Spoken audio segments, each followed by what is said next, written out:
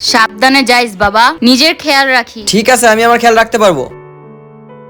আরে আজকে এমনিতে অনেক লেট হয়ে গেছে, এক কাজ করি, একটা পাঠাওয়ালার কল দিই। ভাই আপনি কি রাব্বি আহমেদ? জি জি ভাই। ভাই একটু তাড়াতাড়ি যান, আজকে এমনিতে অনেক লেট হয়ে ঠিক গেছে। আছে ভাই। আরে গাড়ির আবার কি হলো, হঠাৎ করে বন্ধ হইতাছে?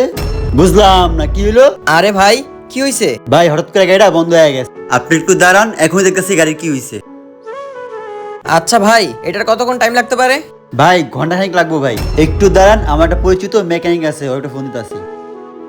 আচ্ছা ভাই থাকেন তাইলে আপনি, আমি একাই হাইটে চলে যাম। ঠিক আছে ভাই, একটু সাবধানে যান। এই জায়গাটা দেখা মনে হইতাছে একটু নিরিবিলি, এইখানে বসে খায়া নেই।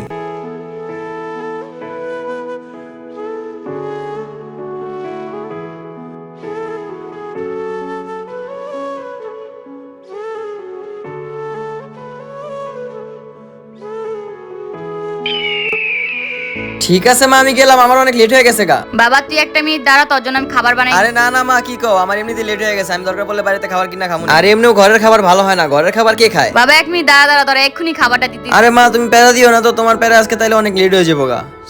যাও নিয়ে আসো। এই যে নে বাবা তোর খাবার। ঠিক আছে ঠিক আছে, আমার লেট হয়ে গেছে, আমি গেলাম। বাবা তুই সবসময় আমার একটা কথা মনে রাখ, মায়ের হাতের খাবার শুধু খাবারই হয় না, সেটার মধ্যে দোয়াও থাকে। বুঝছস বাবা, তোরে কি বলছি? আরে হ হ বুঝছি বুঝছি, তুমি যেই খাবার দিছো এই খাবার আমার ব্যাগে পড়ে থাকবো, এই খাবার আর কেউ খাবো না। আমাদের মায়ের হাতের খাবার শুধু খাবার হয় না, তার মধ্যে থাকে ভালোবাসা আর আদর, যা আমাদের বিপদে কাজে লাগে। আমাদের ভিডিও ভালো লাগলে সাবস্ক্রাইব করবেন।